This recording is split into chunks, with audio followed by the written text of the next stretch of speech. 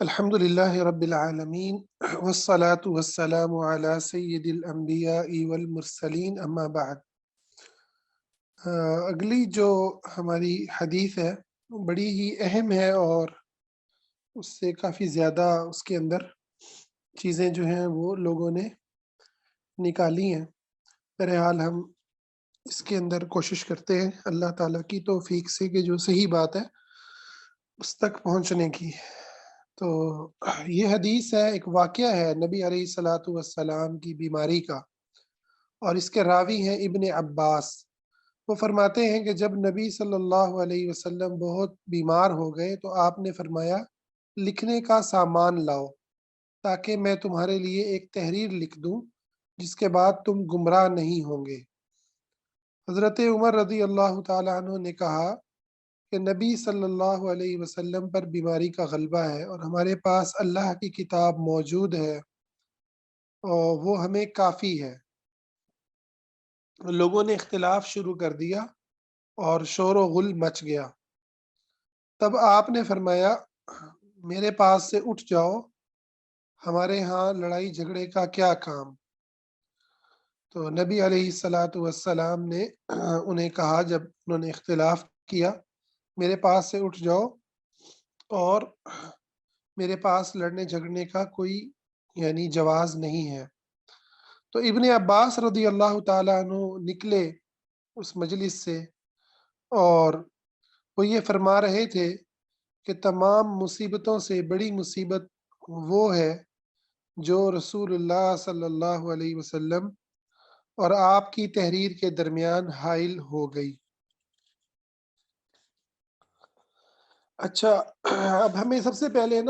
کچھ چیزوں کے اندر یہ بعض چیزیں ایسی آتی ہیں انسانی زندگی کے اندر بھی،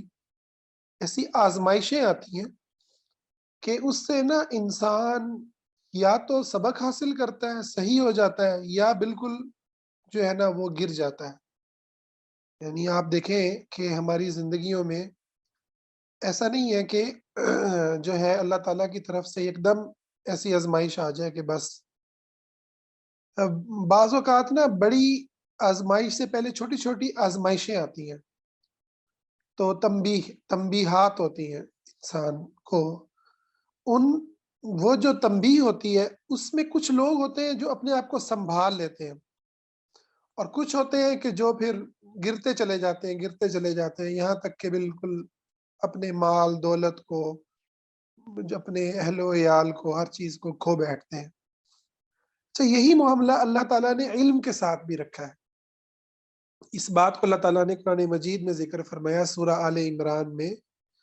کہ اللہ نے آیات نازل فرمائی ہیں،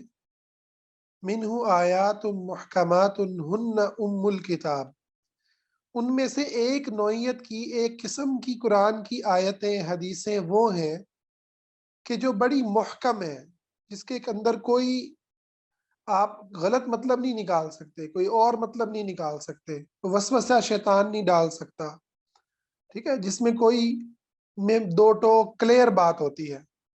اور اللہ تعالیٰ فرماتا ہے ہن ام الکتاب، وہ اس کتاب کی اصل ہے، اس کتاب سے مراد اس دین کی، چاہے قرآن ہے چاہے حدیث ہے۔ تو جو دو ٹوک کلیئر اصول ہے وہ اس دین کی بنیاد ہے۔ اچھا، اور کچھ اللہ تعالیٰ فرماتا ہے کچھ آیتیں ایسی ہیں کہ وہ متشابہات ہیں، وَأُخَرُ متشابہات۔ اب کیا ہوتا ہے، اللہ نے آگے کیا فرمایا، فَأَمَّا الَّذِينَ فِي قُلُوبِهِمْ زَيْغٌ فَيَتَّبِعُونَ مَا تَشَابَهَ مِنْهُ ابْتِغَاءَ الْفِتْنَةِ وَابْتِغَاءَ تَأْوِيلِهِ وَمَا يَعْلَمُ تَأْوِيلَهُ إِلَّا اللَّهُ۔ جن کے دلوں میں ٹیڑھ ہے وہ کیا کرتے ہیں کہ وہ ان آیتوں کی، ان احادیث کی پیروی کرتے ہیں کہ جو متشابہ ہے، ٹھیک ہے، تو وہ پھر یوں گمراہ ہوتے ہیں کیونکہ ان کے اندر ٹیڑھ ہے اندر پریشانی ہے، اندر شک ہے، یقین نہیں ہے، یا دین سے بغض ہے، دین پر یقین اور اعتماد نہیں ہے۔ جو مومن ہیں وہ کیا کرتے ہیں، وہ جو متشابہ آیات ہوتی ہیں ان کو محکم کی طرف لوٹاتے ہیں، ٹھیک ہے۔ ایسی چیزوں کے اندر پہلے دیکھتے ہیں کہ بھائی محکم اور دو ٹوک کلیئر اور ایسی چیز کون سی ہے اس موضوع پر کہ جو قرآن و حدیث میں واضح طور پر بیان کر دی گئی ہے، جس میں کوئی دو رائے نہیں ہے. پھر اس کے بعد وہ باقی چیزوں کو جو ہے اس کے ساتھ جوڑ کے دیکھتے ہیں، کہ اچھا گمان کرتے ہیں، اچھی تعویل کرتے ہیں، غلط مطلب نہیں نکالتے، ٹھیک ہے، جو شیطانی مطلب ہے وہ نہیں نکالتے. ٹھیک ہے؟ تو اس حدیث سے میں بھی یہی کچھ ہوا ہے. اس حدیث کو سمجھنے میں بہت سارے لوگوں کو نے جو ہے وہ نے تان کیا حضرت عمر رضی اللہ تعالیٰ عنہ پر، کہ دیکھیں حضرت عمر نے کہا کہ نبی علیہ السلام تو کہہ رہے تھے کہ کتاب لے کر کے آؤ، میں لکھ دوں، کہ میرے پاس لاؤ کچھ میں تمہیں لکھ دوں ایسی کتاب کہ جس کے بعد تم گمراہ نہیں ہوں گے. اور حضرت عمر کہہ رہے ہیں کہ نبی علیہ الصلاۃ والسلام اس وقت بیماری کا غلبہ ہے، تو آپ کو ہم تکلیف نہیں دیتے، اور ہمارے پاس اللہ کی کتاب ہے اور ہمیں کافی ہے. تو حضرت عمر نے دیکھیں کہ حضور علیہ الصلاۃ والسلام کو جو ہے وہ رد کر دیا. اچھا، اب اس سارے معاملے کو دیکھنے کے لیے سب سے پہلے تو آپ یہ دیکھیں کہ قرآن و سنت میں حضرت عمر کے بارے میں کیا باتیں جو ہیں وہ بیان ہوئی. سب سے پہلے بات کہ نبی علیہ الصلاۃ والسلام نے حضرت عمر کو جنت کی بشارت دی ہے. عمر فی الجنہ، صحیح حدیثوں کے اندر یہ بات ایک جگہ پر نہیں، کئی احادیث کے اندر بیان ہوئی ہے کہ نبی علیہ الصلاۃ والسلام کے پاس ابو بکر آئے، آپ نے ان کو بشارت دی، پھر عمر آئے ان کو بشارت دی، پھر علی آئے پھر ان کو بشارت دی، اور عثمان آئے پھر ان کو بشارت دی. اسی طرح سیدنا علی رضی اللہ تعالیٰ عنہ کو بشارتیں بھی احادیث کے اندر موجود ہیں. تو یہ بات تو پکی ہے کہ وہ عشرہ مبشرہ میں سے ہیں، ان 10 صحابہ میں سے ہیں جن کو نام لے کر کے جنت کا جن کو سرٹیفکیٹ دیا گیا. اچھا، نمبر 2، حضرت عمر رضی اللہ تعالیٰ عنہ نبی علیہ السلام کے ساتھی ہیں، آپ سے محبت کرنے والے ہیں، دنیا میں بھی اور آخرت میں بھی. حتیٰ کہ قبر بھی اگر اللہ تعالیٰ نے عطا فرمائی ہے تو نبی صلی اللہ علیہ وسلم کے ساتھ ان کے ساتھی ابو بکر کی اور ساتھی عمر رضی اللہ تعالیٰ عنہ. سبحان اللہ. تو سیدنا عمر رضی اللہ تعالیٰ عنہ کا یہ مقام بھی بڑا واضح ہے کہ وہ حضور علیہ الصلاۃ والسلام کے ساتھی ہیں، اور آپ یہ بات کیا کرتے تھے کہ میں اور عمر آئے. ابو بکر اور عمر کے بارے میں یہ بات آپ فرماتے تھے کہ میں، ابو بکر اور عمر، ہم نے یہ کیا، میں اور ابو بکر اور عمر نے یہ کام کیا. تو تیسری بات کہ اللہ تعالیٰ نے حضرت عمر رضی اللہ تعالیٰ عنہ کے ذریعے اسلام کو تقویت دی مکہ کے اندر جب وہ ایمان لے کر کے آئے. چوتھی بات کہ حضرت عمر رضی اللہ تعالیٰ عنہ کے منہ سے اللہ تعالیٰ نے حق کو جاری فرمایا. انہوں نے امہات المومنین کے بارے میں کہا، یا رسول اللہ آپ ان کو پردے کا حکم دیں. اللہ تعالیٰ نے آیات نازل فرما دی. اسی لیے امہات المومنین سے مروی ہے، وہ فرماتی ہیں کہ قرآن اترتا تو ہمارے بستر پر تھا، مگر عمر کوئی بات فرماتے اور اللہ تعالیٰ اس پر قرآن کی آیات نازل فرما دیتا. اسی طرح نبی علیہ السلام نے حضرت عمر کے بارے میں فرمایا کہ جیسا کہ حدیث پیچھے ہی گزر چکی ہے بخاری میں، کہ میں نے جو ہے وہ دودھ کو پیا اور اس کے بعد میں نے اس دودھ کو عمر کے حوالے کر دیا رضی اللہ تعالی عنہ، پھر انہوں نے اس کو پیا، اور حضرت یہاں تک کہ وہ مطلب بھر گئے، سیر ہو گئے. تو اس سے بھی انہوں نے نبی علیہ الصلاۃ والسلام نے جو دلیل نکالی ہے وہ نکالی کہ یہ علم ہے. حضرت عمر علم والے بھی تھے، ہے نا، بے علم نہیں تھے. تو اس کا مطلب یہ ہے کہ حضرت عمر نے جو کہا ہے وہ ایسی بات نہیں تھی بہرحال کہ جس کے اوپر حضرت عمر کو طعن کیا جائے. اگر طعن بنتا تو خود مطلب جن محدثین نے یہ روایت بیان کر دی ہے تو وہ طعن نبی علیہ الصلاۃ والسلام جو ہے وہ کوئی طعن فرماتے. نبی علیہ السلام کے آل موجود تھے، اہل بیت موجود تھے، سیدنا علی موجود تھے، وہ کوئی طعن فرماتے. ٹھیک ہے. کہ یہ عمر نے خلاف شریعت کام کیا، غلط کام کیا؟ اچھا، تیسری بات یہ ہے کہ نبی علیہ الصلوۃ والسلام نے جو وہاں پر بات لکھوانی تھی وہ کیا تھی؟ جو آپ نے بات بیان کرنی تھی وہ بات کیا تھی؟ اس بارے میں زیادہ تر علماء نے اس بات کا ذکر کیا ہے کہ آپ صلی اللہ علیہ وسلم نے جو لفظ بیان فرمائے ہیں، آپ موت کے قریب ہیں، دنیا سے آپ کی روانگی کا وقت قریب ہے، اور آپ کیا فرما رہے ہیں؟ آپ فرما رہے ہیں کہ میں تمہیں کتاب لکھ کر دیتا ہوں، تم اس کے بعد گمراہ نہیں ہوں گے۔ اچھا، اب یعنی یہاں پر دو معنی بنتے ہیں۔ ایک معنی تو یہ بنتا ہے کہ اللہ تعالیٰ کا آپ نے دین پہنچانا تھا، تو دین تو اللہ تعالیٰ کا مکمل ہو گیا جب یہ آیت نازل ہو گئی، الیوم اکملت لکم دینکم واتممت علیکم نعمتی ورضیت لکم الاسلام دینا۔ اس لیے جب یہ آیت نازل ہوئی تو ابو بکر رونے لگ گئے رضی اللہ تعالیٰ عنہ، اور جب صحابہ نے پوچھا کہ یہ تو خوشی کی بات ہے کہ دین مکمل ہو گیا، تو ابو بکر نے کہا تمہیں نہیں پتا، جب دین مکمل ہو گیا مطلب ہے کہ حضور کی آمد کا مقصد پورا ہو گیا، اب حضور نہیں ہم میں رہیں گے۔ اور وہی ہوا کہ حضور علیہ الصلوۃ والسلام کچھ ہی عرصے کے اندر اس کے بعد وفات کر گئے۔ اس کا مطلب ہے کہ کوئی ایسا حکم نہیں تھا، کیونکہ اللہ نے دین کو محفوظ کر دیا، دین کی حفاظت کی ذمہ داری اللہ نے خود لی ہے، اور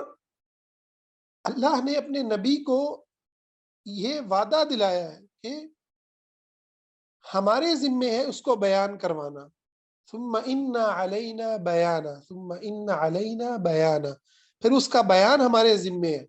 ٹھیک ہے، آپ جو ہے نا میری وحی کو سنیں،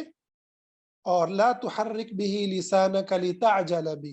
اور آپ اپنی زبان کو جلدی جلدی نہ چلائیں کہ آپ حفظ کر لیں، ہمارے ذمے ہے آپ کو یاد بھی کرانا، آپ کو آپ سے بیان بھی کروانا۔ اور ہم سب امت کا یہ ایمان ہے کہ نبی علیہ السلام نے حجۃ الوداع کے موقع پر اپنے سارے صحابہ کو مخاطب کر کے یہ فرمایا کہ اللہم هل بلغت، کیا میں نے تمہیں، الا هل بلغت، میں نے تمہیں کیا اللہ کا پیغام پہنچا دیا؟ اور سب صحابہ نے گواہی دی کہ ہاں پہنچا دیا۔ اب دوسری یہاں پر چانس یہ ہے کہ آپ خلیفہ کا تعین کرنا چاہ رہے تھے کہ تم کہیں اختلاف نہ کرو، تو حضرت عمر رضی اللہ تعالیٰ عنہ نے اس حوالے سے آپ صلی اللہ علیہ وسلم کو جو خلافت کے حوالے سے آپ کا لکھنے کو اس وقت آپ کی بیماری کو مد نظر رکھتے ہوئے کہا کہ مناسب نہیں ہے۔ ٹھیک ہے، اچھا، اس کی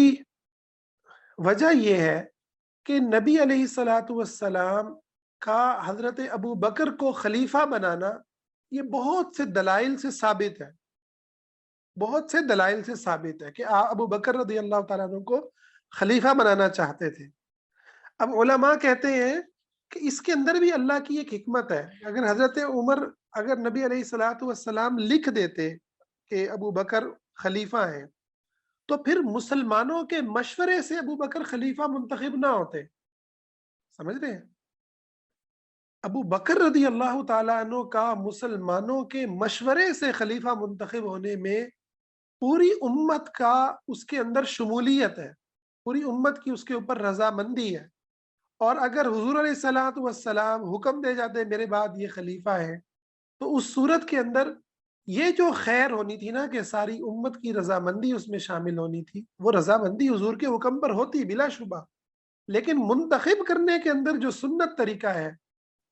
کہ امت کی مشاورت سے ہو، امت کے نیک نیک لوگ اور بزرگ لوگوں کی مشاورت سے ہو، وہ عمل، وہ جو سنت تھی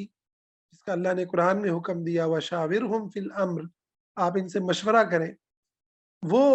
جو ہے انہوں نے محسوس کیا کہ وہ چیز جو ہے وہ متاثر ہوگی۔ ٹھیک ہے؟ اچھا، اب حضرت عمر رضی ابو بکر کے خلیفہ ہونے کے جو دلائل ہیں وہ بہت زیادہ ہے نبی علیہ السلام کی زندگی میں۔ سب سے پہلے یہ ہے کہ آپ نے حج کے موقع پر ابو بکر کو اپنا نائب بنایا۔ یہ 9ویں ہجری کے اندر، بخاری شریف کے اندر اور مسلم کے اندر روایت ہے کہ آپ نے 9ویں ہجری میں ابو بکر رضی اللہ تعالیٰ عنہ کو اپنا نائب بنایا۔ اور نمبر 2، آپ نے ان کو نماز کے اندر جو ہے، جب آپ نماز پڑھنے کے قابل نہیں تھے، پڑھانے کے آپ کمزوری اور بیماری میں تھے،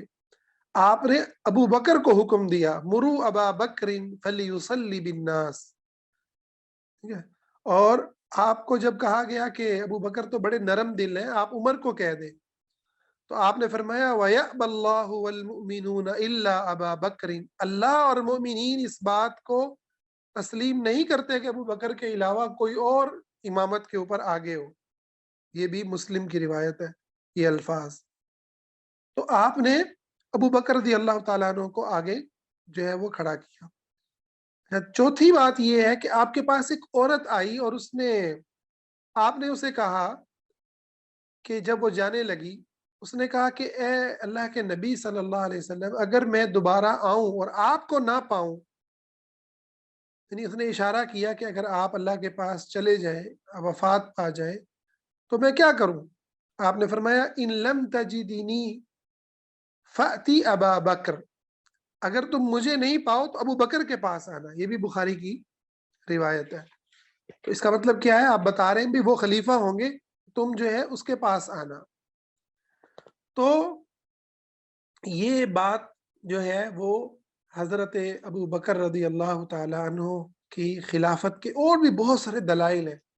جو علماء کی کتابوں کے اندر موجود ہیں احادیث کی روشنی میں۔ تو نبی علیہ الصلوۃ والسلام غالباً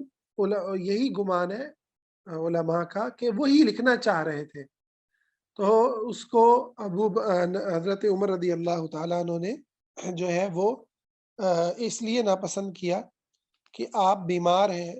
اور آپ اپنے آپ کو تکلیف میں نہ ڈالیں۔ اچھا، نبی علیہ الصلوۃ والسلام اس کے بعد 4 دن تک زندہ رہے، آپ کی حیات رہی ہے، اور آپ اپنے اہل بیت کے پاس تھے، فاطمہ کے پاس تھے رضی اللہ عنہا علیہ السلام، حسن و حسین کے پاس تھے، علی رضی اللہ تعالیٰ عنہ کے پاس تھے، اور عائشہ اما عائشہ کے کی جو ہے وہ حجرے میں تھے۔ اگر کوئی ایسی بات ہوتی کہ جو اتنی اہم ہوتی تو اس وقت تو عمر نہیں تھے، تو آپ لکھوا دیتے، مگر آپ نے ایسی کوئی بات بعد میں نہیں لکھوائی، حالانکہ آپ نے اپنی قرب موت بہت سی نصیحتیں فرمائی، ٹھیک ہے؟ آپ تک موت کی تکلیف کے اندر یہ بات فرما رہے ہیں کہ لعن اللہ الیہود والنصارى اتخذوا قبور انبیائہم مساجدا، اللہ کی لعنت ہو یہود و نصارہ پہ، انہوں نے اپنی انبیاء کی مسجدوں کو سجدہ گاہ بنا لیا، وہاں سجدے کرنے لگ گئے۔ سجدے تو خدا کو ہی کرتے تھے لیکن قبر کے اوپر کرتے تھے، تو اس وجہ سے ان پر لعنت فرمائی۔ اسی طرح حضرت فاطمہ کو رضی اللہ تعالیٰ عنہ نبی علیہ الصلوۃ والسلام نے جو ہے وہ بات کہی، وہ ہنسنے لگ گئیں، پھر بات کہی تو وہ پہلے رونے لگ گئیں پھر ہنسنے لگ گئیں۔ جب بعد میں پوچھا کہ کیا کہا تھا، تو فرمایا کہ کہا تھا کہ تم جو ہے مطلب اپنی وفات کا ذکر کیا، تو وہ رونے لگ گئیں، اور جب کہا کہ تم جو ہے وہ جنت میں عورتوں کی سردار ہوں گی اور سب سے پہلے تم مجھے ملو گی آ کے، تو وہ ہنسنے لگ گئیں۔ تو ساری باتیں آپ علیہ الصلوۃ والسلام آخر تک فرماتے رہے، تو اگر کوئی ایسی بات ہوتی تو آپ اس کو ضرور بیان فرماتے۔ اچھا، یہ جو ہے یہ محکم باتیں ہیں۔ اچھا، اس پہ حضرت ابن عباس رضی اللہ تعالیٰ عنہ نے جو بات فرمائی کہ یہ کہ تحریر کی نوبت نہیں آئی، ٹھیک ہے؟ تو اس میں اس کے دو اطلاق علماء نے کیے ہیں۔ ایک تو معنی یہ ہے کہ وہاں پر جو اختلاف ہوا، ٹھیک ہے، اس کی وجہ سے انہوں نے کہا کہ تحریر نہ لکھی جا سکی، اس کو مصیبت کہا۔ اچھا، اور دوسرے جو ہے اس کا معنی یہ لیا جا سکتا ہے کہ انہوں نے حضرت عمر کو برا کہا کہ انہوں نے کیوں روک دیا، ان کو کیوں روک دیا۔ تو بہرحال جو زیادہ اس کا جو اس عبارت کا چانس ہے وہ یہی ہے کہ حضرت ابن عباس کی مراد وہ اختلاف ہے، ٹھیک ہے؟ اور اگر انہوں نے حضرت عمر کو بھی کہا ہو کہ وہ جو انہوں نے یعنی یہ روک دیا، تو گویا ان کو انہوں نے مصیبت سے تعبیر کیا، اگر یہ بھی کہا ہو تو اس بات کو اس وقت نہ اہل بیت کے باقی افراد نے، نہ حضرت علی نے، نہ فاطمہ نے، نہ حسن و حسین نے، کسی نے تسلیم کیا، اور نہ کسی نے یہ معنی نکالا کہ نبی علیہ الصلوۃ والسلام تو حضرت علی کو خلیفہ بنانے والے تھے، یعنی حضرت ابن عباس نے بھی یہ بات نہیں کی۔ اس لیے دیکھیں کہ جب حضرت ابو بکر خلیفہ بنے تو ابن عباس، حضرت علی، سب کے سب صحابہ نے، اہل بیت نے ان کی بیعت کی ہے۔ تو یہ اس حدیث کے اندر ایک دوسری بات یہ سمجھ میں آتی ہے، اور اس میں یہ بھی سمجھ میں آتا ہے کہ صحابہ کا آپس میں اختلاف بھی ہو جاتا تھا، بعض الفاظ بعض اوقات وہ بزرگ تھے کہ ایک دوسرے کو وہ بعض اوقات ایسے الفاظ کہہ سکتے ہیں کہ وہ کوئی معصوم نہیں تھے، ٹھیک ہے، معصوم نہیں تھے، وہ اللہ کے اولیاء ہیں، ان سے خطا بھی ہو سکتی ہے، لیکن اس حدیث سے یہ نکالنا کہ حضرت علی خلیفہ بننے والے تھے اور جو ہے حضرت عمر نے جو ہے وہ حضرت علی کو خلیفہ نہیں بننے دیا، یہ سری جھوٹ ہے، ٹھیک ہے، اس کی کوئی دلیل نہیں ہے، بلکہ اس کے مقابلے میں حضرت ابو بکر کے جو دلائل ہیں وہ آپ صلی اللہ علیہ وسلم کے بہت زیادہ ہیں، اور یہاں پر بھی جو لکھنا تھا اس سے علماء یہی کہتے ہیں کہ حضرت ابو بکر کے بارے میں آپ کی وصیت تھی جس کو آپ لکھ رہے تھے، حضرت عمر کی رائے یہی تھی، اور اسی لیے اسی بنیاد پر یزید کی مخالفت کی گئی۔ یزید بن معاویہ کو جب خلیفہ مقرر کیا گیا، اس کی بیعت لی گئی، تو صحابہ نے مخالفت کی اور یہ کہا کہ یہ سنت نہیں ہے صحابہ کی، یہ خلفائے راشدین کی سنت نہیں ہے کہ اپنے بیٹے کے لیے جو ہے وہ وصیت کریں، ٹھیک ہے۔ دیکھیں حضرت ابو بکر کو امت کے مشورے سے خلیفہ بنایا گیا، حضرت عمر نے بیعت لی، ساری امت نے پھر ان کے ہاتھ پر بیعت کی، اور پھر حضرت ابو بکر نے حضرت عمر رضی اللہ تعالیٰ عنہ کے بارے میں جو ہے وہ وصیت فرمائی، ٹھیک ہے، اور حضرت عمر بھی امت کے اجماع اور امت کے مشورے سے ہی خلیفہ بنے، کوئی ان کے مقابلے پر کھڑا نہیں تھا، کسی نے یہ نہیں اس وجہ سے خلیفہ بنایا حضرت ابو بکر کی چاہت تھی اس لیے چونکہ جو ہے نا وہ نہیں، امت کے مشاورت سے حضرت عمر خلیفہ منتخب ہوئے۔ پھر حضرت عمر نے جو کمیٹی بنائی، اس کمیٹی میں اپنے بیٹے کو نہیں رکھا، عبداللہ بن عمر کو، حالانکہ وہ بڑے جلیل القدر صحابی ہیں، ٹھیک ہے، اور اس کمیٹی کے اندر یعنی جو منتخب ہونے والے ہیں اس میں اپنے بیٹے کو بھی شامل نہیں کیا، اور جن 6 صحابہ، غالباً 4 صحابہ کو، 4 صحابہ تھے، ان کو وہ کیا کہ ان میں سے جس کو چاہو منتخب کر لیں، وہ بھی پوری امت کے مشورے سے، پوری امت کے اجماع سے ہی وہ بھی خلیفہ منتخب ہوئے، ٹھیک ہے، ان چاروں میں سے 3 نے ان کے حق میں دستبردار ہو گئے، سیدنا علی اور باقی، اور حضرت عثمان کے حق میں دستبردار ہوئے، اور پھر امت نے ان کو منتخب کیا، اور ایسے ہی حضرت علی رضی اللہ تعالیٰ عنہ کا انتخاب ہوا۔ یہی معاملہ حضرت حسن کے معاملے کے اندر ہے کہ امت ان کو منتخب کر رہی ہے، امت اس کے اوپر متفق ہے، جبکہ یزید کے معاملے میں جو ہے ایسا نہیں کیا گیا، اسی لیے صحابہ نے حضرت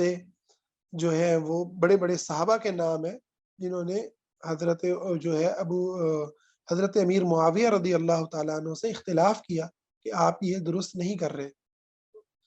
تو بہرحال اس واقعے سے یہ نکالنا بالکل غلط ہے۔ اچھا، اور یہ ایک بڑی زبردست حدیث ہے، اس سے آپ کو نا گھبرانا نہیں چاہیے اس طرح کی چیزوں سے۔ اس سے یہ پتہ چلتا ہے کہ ہمیں کوئی بھی مسئلہ پیش آتا ہے نا، کوئی ہمیں ملحد کوئی بات سناتا ہے، کوئی بھی ہمیں ایسا بندہ جو ڈی ٹریک ہوا ہوا ہے وہ ہمیں کوئی حدیث سنا دیتا ہے، تو ہمیں یہ نہیں ہے کہ بس ہم ہر نئی چیز کو اور ہر ایسی چیز کو کہ جو دین کی قطعی باتوں سے ایک یعنی الگ سی چیز ہو نا اس کے پیچھے چل پڑے، بلکہ رک کر پہلے دیکھنا چاہیے کہ بھائی اس مسئلے کے اندر، اس موضوع کے اندر دین کی وہ کون سی باتیں ہیں جو پکی ٹھکی ہیں، جن کے اندر کوئی اختلاف نہیں ہے، ٹھیک ہے، جس پر ساری امت جمع ہے، ٹھیک ہے، جو کلیئر ہے، ٹھیک ہے۔ اچھا، پھر وہ الفاظ جو ایسے محسوس ہوں کہ یہ الفاظ جو ہیں اس کے 2 معنی مراد لیے جا سکتے ہیں، جیسے میں نے ابھی آپ کے سامنے رکھے، تو اس میں جو اچھا معنی، اب حضرت ابن عباس کا جو معنی ہے وہ ہم یہ مراد لیں گے کہ جو وہاں اختلاف ہو گیا، ٹھیک ہے، وہ مراد لیں گے، اور اگر حضرت عمر کے بارے میں بھی یہ لیں گے ہم، احتمال تو موجود ہے، تو ہم کہیں گے کہ بھائی انہوں نے حضرت عمر رضی اللہ تعالیٰ عنہ کا جو یعنی ان کا وہاں پر اس سے منع کرنا تھا، ان کو اس وقت ناگوار گزرا، ٹھیک ہے، کہ نبی علیہ السلام کہہ رہے ہیں تو حضرت عمر دیکھیں، لیکن حضرت عمر کی نیت بھی اچھی ہے، حضرت عمر کہہ رہے ہیں بھئی آپ بیمار ہیں، آپ کو تکلیف نہ دیں، تو گویا وہ نبی علیہ السلام کو تسلی دے رہے ہیں کہ آپ جو اشارے کر گئے ہیں خلافت کے حوالے سے، آپ اس پر پریشان نہ ہو، مطمئن نہ ہو، اللہ کی کتاب موجود ہے۔ کیا مطلب کہ اب جو ہم آپ نے جو جو احادیث کے اندر چیزیں محفوظ ہو چکی ہیں، اب وہ ہمارے پاس اللہ کی کتاب کی صورت میں موجود ہیں، آپ کے فرامین موجود ہیں، اب ہم اس کی روشنی کے اندر خلیفہ کا انتخاب کر لیں گے، اور امت نے دیکھیں کیا، اور امت اس کے اوپر مطمئن ہوئی، ٹھیک ہے؟ تو یہ ایک بڑی بنیادی سی اس حدیث کے اندر سبق ہے۔ تو میں اسی حدیث پہ اکتفا کرتا ہوں کہ کافی بڑی اس کے اندر حدیث ہے۔ اگلا باب انشاءاللہ ہم نیا باب ہے، اس کو ہم کل شروع کرتے ہیں۔ تو آپ کے ذہن میں کوئی سوال ہو سکتا ہے تو مجھ سے پوچھ سکتے ہیں۔